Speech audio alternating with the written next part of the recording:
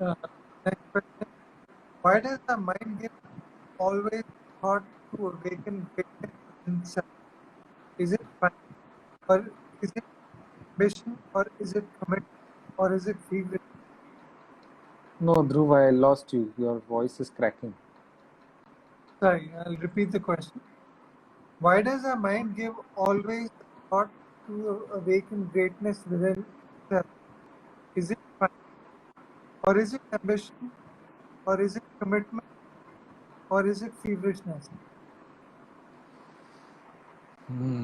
Doesn't matter, no? What difference does it make? And what difference does it make whether you're great or not? Just relax, no? Be natural, normal person. Was that the question? No, greatness, no? That word I missed. Yeah. Yes, So, awaken greatness. so what? Be a natural, normal person. Be happy. We think if we awaken greatness within ourselves, then we will be happy. There have been so many great people who have come on this planet and gone. Have they all been happy? Most probably not, isn't it? So you be happy, and being happiness and greatness comes to you. If that is what the divine has planned for you, it will bring it to your doorstep. You don't have to chase greatness, And the most surprising thing is all the people who have been always revered and followed, they led a very simple life. Whether it was Mahatma Gandhi or whether it was Rama or Krishna or Buddha or Mahavira, they were revered, or Guru Nanak. They were revered, but they led very simple life. From their life stories, it doesn't appear that they wanted to be great. It just happened for them. They started doing something, and people started liking what they were doing, and in no time they became popular and became great. But I don't think so. They wanted to be great in the first place, isn't it? So just relax, be happy, be joyful, and give your 100%. And if it has to come your way, it will come. Such things happen only with grace.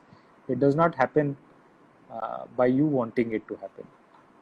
Okay, it's the divine will only which makes it happen. There's a follow-up question. Is it not possible to have both? Yeah, it is possible to have both. It is possible, but a truly dispassionate person, he has no value for that greatness. The value for the greatness is for the other people. He does not value that greatness at all. For him, he is a very simple, normal person. Gautam Buddha said, no, before enlightenment, I chopped wood and carried water. After enlightenment also, I chopped wood and carried water. There is no difference for them. It is we people who think, oh, they have become great and all that. Isn't it? So even if greatness comes, it is of no value to a dispassionate person.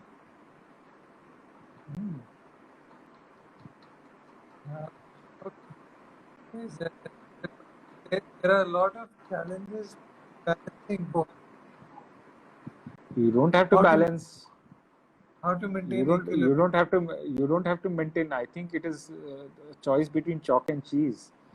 If I have a choice being great and if I have a choice being happy, I will choose to be happy. Let greatness go to wherever it wants to. Isn't it? I will be happy, I will be centered, I will be relaxed. And being great is of no value to me whatsoever. In fact, it is a burden. I have to live up to expectations of people. And living up to expectations of so many people is a headache. Isn't it? So I would rather be happy, joyful, and being whoever I am in the process. If I can help people out, if I can make them happy, if I can make them, take the next step towards spirituality, so be it.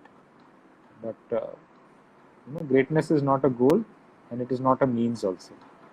It is of no value.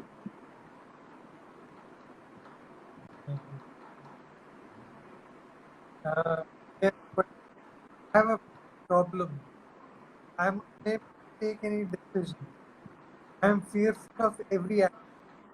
Even when I fall sick, I go to a doctor. I repeat myself. Only one thought keeps in my head. I keep thinking about it. Yeah, you need to do a few advanced courses. So you do a few advanced courses and things will hopefully change. They will change slowly, but advanced course is necessary. Here knowledge will not help. You practice your Sudarshan Kriya if you can and do an advanced course. And step by step, you will come out of it. There is no knowledge here. There is just a process. Okay. No matter what knowledge you give to a fearful person, he will still continue to be fearful. And when a person connects deep within himself, then automatically he starts losing his fear. And advanced course helps you do that. Okay. So one last question, Dhruv. Okay, Bhaiya. Why does the memory of a bad event feel so real, while a good memory feels like a dream? Similarly, failures hit hard for a long time, while the memory of success fades away so soon. Why so? The first thing is that is how we have been designed. Second is we take life too seriously, and we take failures very seriously. That is why it remains in our mind for long. So what if you fail? When you say so what, then failures you don't take it seriously, and if you don't take anything seriously, it will never stick. So why is it sticking? Because you are giving more importance to failures than your success. You succeed, and the moment you succeed, you always move on to the next level of success. You don't really enjoy the success which you have achieved. So that is why successes don't give you joy and happiness. But if you took time to enjoy the successes, just relaxed, if you give importance to success and if you overlook the failures, then you will not give the failures will not stick to the mind. And then again, every failure is a stepping stone to success. So if you see failure as a permanent thing, then you will be affected by it. But if you say it's just a stepping stone, if I put in a little extra effort differently, or maybe in the same way, I might succeed. So when you see failures as temporary, then it will not hold on to your mind. It will not captivate your mind. Okay, so there are various ways to look at it, but the bottom line is don't take them too seriously. They are impermanent, they don't last, and that is how they should be treated. Okay. Yeah. So good. Any closing comments before we end, Dhruv? No, yeah, I just want to say that thank you for sending all your questions.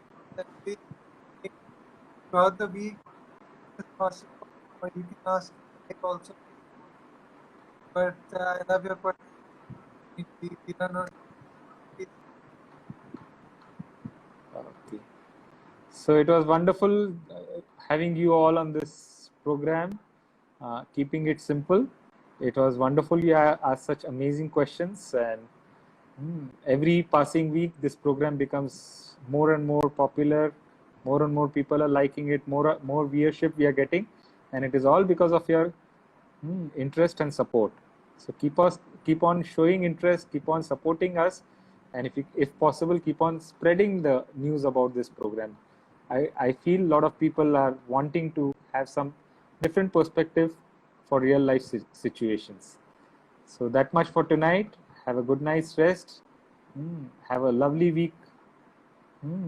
And see you again for the next session next Sunday at the same time.